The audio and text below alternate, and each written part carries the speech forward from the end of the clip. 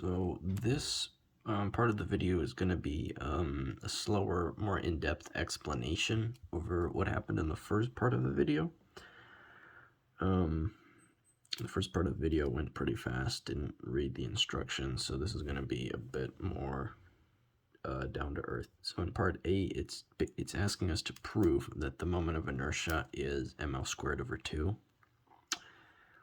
And the way that you do that for pretty much any of the basic objects, you want to relate dm through density to dr,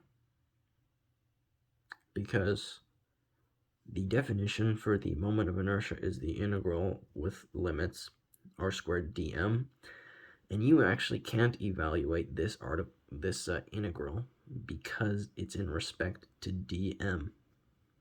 If it's in respect to dm and there's no m, there's nothing to integrate. That's why we're using this equation up here. Isolating for m, which in this case we got as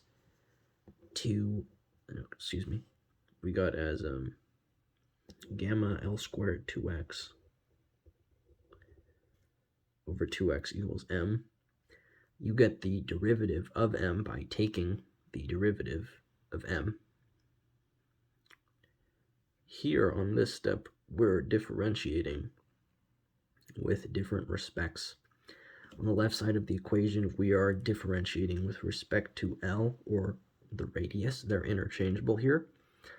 And on the right side, we're differentiating with respect to m, so that's going to look like d over dm. The right-hand side did not write that in.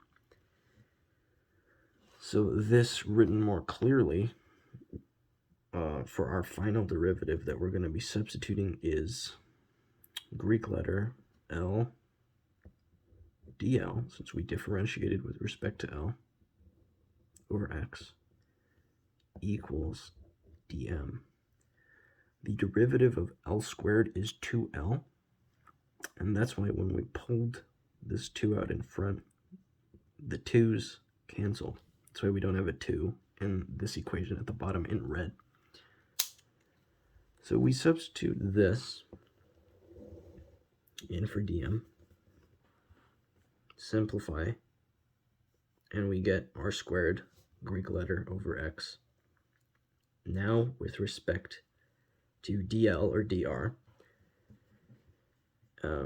we can evaluate this now because it's in respect to r. Now, since this is two-dimensional, the length and the radius are interchangeable.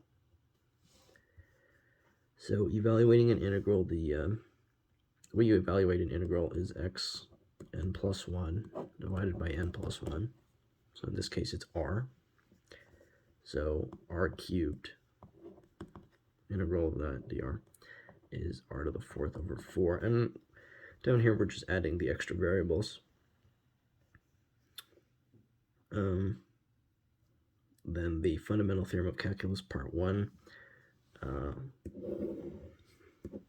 f of b minus f of a. Here a is 0, so that doesn't give us anything. And b is L, so we just plug in L for r. So that leaves us with L to the 4th times gamma over 4x. Substitute in 2m over L squared x for gamma.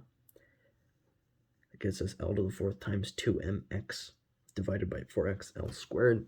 Simplify that down to ml squared over 4 equals ml squared over 2, which is what we were proving. B, the moment of inertia, which is how hard it is to rotate an object about a certain point, is equal to the sum of the individual pieces of that object, sum of the moments of inertia of the individual pieces of the objects. So in this case, we have 4 objects, 1 hoop, 3 of these wedge things. We did calculate that the moment of inertia for one wedge thing is ml squared over 2, but it also gives us this So you don't actually need A to do part B, since it gives you the moment of inertia for all of the items before having to do any work. So you just add those, 5 ml squared over 2. Here, we're using torque to relate the force to a velocity. So torque is equal to I alpha. Torque is also equal to Fr sine theta, or R cross product F.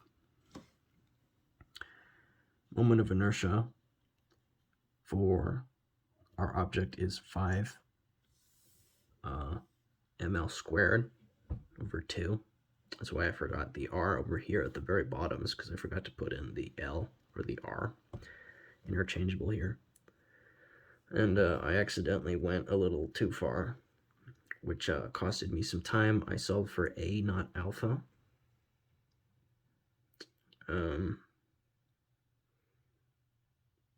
So yeah, we just simplify and isolate for alpha, and plug in for the moment of inertia what we got here. Plug that into there and just solve for alpha with this given relationship. So for our next part, part D, it's just saying that it's rolling up a hill. There's only 3 forces acting on it: gravity, friction, normal force. The other forces that typically we search for are spring force, elastic force or tension, and then applied force. It's not being pulled by anything, so there's no tension. It's not compressing anything, so there's no spring. There isn't a force being applied to it at this instant, so there's no force applied. It's rolling, so we know that there's friction acting on it to push it forward. And we know that there's gravity and normal gravity, because gravity is always pulling something down when gravity is part of the system. And normal force, because whenever it's touching another object, the normal force is the restoring force. It always resists the object's desire to go into the wedge here. It's preventing the circular object from just kind of crushing into this wedge. Force of gravity always points towards the largest center of mass, which in this case is the Earth. It's being pulled down by the Earth. Normal force perpendicular to contact point, and force of friction opposes the clockwise motion of the wheel.